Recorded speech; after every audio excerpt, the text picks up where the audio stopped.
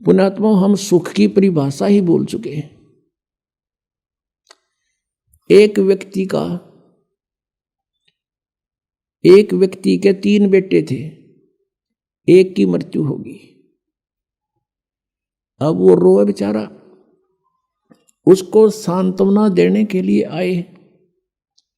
उनमें से एक व्यक्ति ऐसा भी था जिसका एक का पुत्र था और उसकी मृत्यु भी 3 वर्ष पहले 4 वर्ष पहले हो चुकी थी।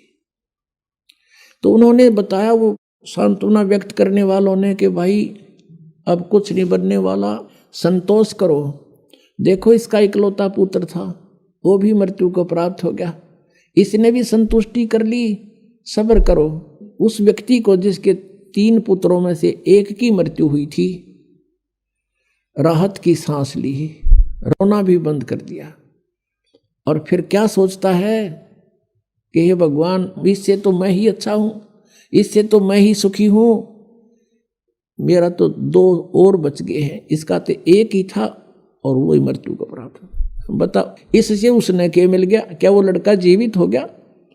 तो ऐसे हमने अपना इस सुख की परिभाषा बदलनी पड़ रही है मजबूरी में।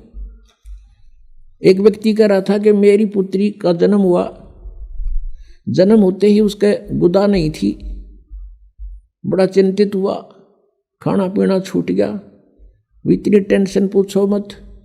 हम ले गए मेडिकल में, सरकारी हॉस्पिटल पीजीआई में, उन्होंने एडमिट कर ली लड़की। वहाँ देखा 4 केस और थे ऐसे ही, फिर मुझे संतुष्टि होगी, ओहो चलो ये और भी है ऐसे ही। बताओ उसकी लड़की क्या कौन सी गुदा लाएगी उनको देखने थे। तो ये हमने न्यू देख लिया, और दुखी है तो हमने कोई चिंता नहीं, हम भी दुखी हैं, तो वो दुख को सुख मान लिया। तो परमात्मा कहते हैं, झूठे सुख को सुख है ये मान रहा मनमोद, और ये सकल चबीना काल का,